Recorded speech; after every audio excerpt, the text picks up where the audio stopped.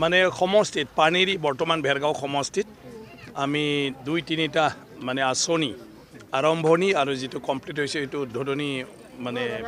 কাৰ্যসূচী লৈছিলোঁ এই হিচাপে এখন স্কুল 7 কোটি টকাৰ আমি অলৰেডি ফাউণ্ডেশ্যন ষ্টন লেট কৰি আহিলোঁ আৰু এতিয়া আমি এখন নতুন দলং আমাৰ মহৰীপাৰাৰ পৰা খৈৰাবাৰী যাব পাৰা এই মানে বাগানলৈকে যেটো ৰাস্তা ইয়াত সংযোগী মূল পথ যেটো বৰ্তমান তামুলপুৰ জিলা আৰু ওদালগুৰি জিলা আগতে কামৰূপ আৰু দৰঙৰ বৰ্ডাৰ আছিলে বৰনদী তাত দলং নাছিলে যাতায়াতৰ ব্যৱস্থা খুবেই বেয়া আছিলে ৰাস্তাও নাছিলে এতিয়া ৰাস্তাটো দুইটা ফালেও আমাৰ সম্পূৰ্ণ হৈ গ'ল আৰু এতিয়া দলংটো আমি আবণ্টন পাইছিলোঁ আজিৰ পৰা কাম আৰম্ভ হ'ব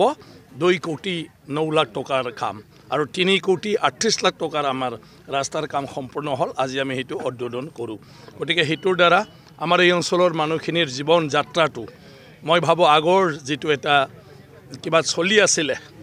কি কয় এটো খুব কষ্টৰ মাজেৰে হেতু এতিয়া নাথাকিব ইয়াৰ মানুহে স্কুল কলেজ যোৱা বজাৰ তজাৰত যোৱা মহৰীপাৰা আৰু খৈৰাবাৰী লগতে বেমাৰ আজাৰ হস্পিটেল যোৱা এই সকলো মানে ক্ষেত্ৰতে সুবিধাজনক হৈ যাব মানে হংকালে সেইবোৰ জায়গাত মানে পাবগৈ গতিকে ইয়া খুব মানে ভাল কাম হৈ গ'ল আগতে ইয়াত কোনেও নাহে কোনেও দেখা নাপায় ইয়াৰ মানুহখিনিও সাদা সিধা কাকো ডাঙৰ মানুহ মাতি আনিব নাজানে এমএলএ আহি নাপায় বলে আগতে মইতো নাজানো কিন্তু মই সেই জাগাৰে মানুহ আছে কাৰণে এই জাগাবিলাক মই জানো আৰু তাৰ কাৰণে সেই আঁচনিবোৰ ধৰি দিছিলোঁ আৰু হিচাপে আজি কৰিব পাই নিজকে মই মানে সুখী অনুভৱ কৰিছোঁ কাৰণ হেতু মোৰ সব পৰিচিত জাগা মই ইয়াৰ গতিকে প্ৰথম ঘৰৰ ওচৰৰ এমএলএ ময়ে হৈছোঁ এই এলেকাত আগতে সব দূৰৰ এমএলএ আছিলে তো এই জাগাবিলাক কোনেও মানে কলিও দেখা নাপায় গম নাপায় আৰু এতিয়া এই গোটেই বৰনদীত আমি দলং অলৰেডি এখন সম্পূৰ্ণ হ'ল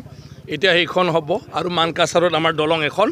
এই 1 মাহ 2 মাহৰ ভিতৰতে আমি আৰু হেতু আৰম্ভ কৰি দিম স্যাৰ অন্য এটা প্ৰসংগ যেহেতু আপোনাৰ ভাইৰেল হৈছে খুব মানে বিটিসি কিহৰ ভাইৰেল হ'ল আপনি কোনটো সমষ্টিত খেলিব না মই ভাইৰেল হোৱা নাই ভাইৰেল কৰিছেহে মানুহবিলাকে গতিকে ভাইৰেল কৰি আছে তেনেকুৱা কোনো কথা নাই বিটিসিৰ নিৰ্বাচন শীঘ্ৰেই হ'ব যেহেতু 5 বছৰ সম্পূৰ্ণ হ'বলৈ গৈ আছে হেতু আমাৰ সংসদীয় মানে গণতন্ত্ৰৰ প্ৰক্ৰিয়া আমাৰ সংবিধানৰ দেশখনত চলাই লৈ যোৱাৰ এটো প্ৰক্ৰিয়া এটা মানুহ 5 বছৰহে ৰাজত্ব কৰিব পাৰিব যদি ভাল কাম কৰে ৰাইজে তাক পুনৰ নিৰ্বাচিত কৰিব যদি ভাল কাম নকৰে ৰাইজে লগে লগে তাক খেদি দিব গতিকে প্ৰত্যেক 5 বছৰৰ ৰাইজৰ নিজৰ ভাগ্যক নিৰ্ণয় কৰাৰ সময় গতিকে এই নিৰ্বাচন প্ৰত্যেকটা ৰাজনৈতিক দল ভাগ ল'ব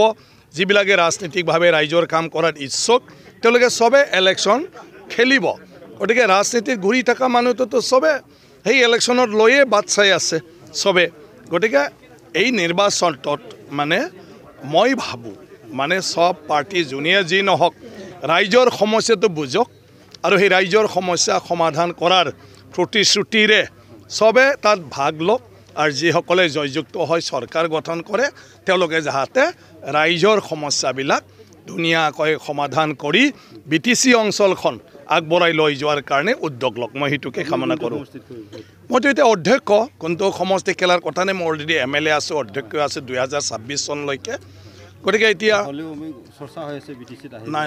ৰাজনীতিটো যেতিয়া দলত থাকে নিজৰ ইচ্ছামতে নচলে দলে কেতিয়া কাক কোনটো জাগাত মানে দায়িত্ব দিব খোজে এইটো দলেহে নিৰ্ণয় কৰে নহয় চোৱা সেই কথাটোতো চোৱা দলে দিলেতো সবটোই কৰিব লাগিব আৰু দল বাদ দিলেতো আৰু ব্যক্তিগত জীৱনত আহি গ'ল তেতিয়া ব্যক্তিগত জীৱনত যদি আহি যাব খোজে তেতিয়া দলৰ কথাবিলাক অৱমাননা কৰিব লাগে আৰু যদি দলত থাকি কাম কৰিব খোজে তেতিয়া দলে যি ৰায় দিয়ে সেইটোৱে সিদ্ধান্ত আপুনি ভাল পাওক বেয়া পাওক সেইটোৱে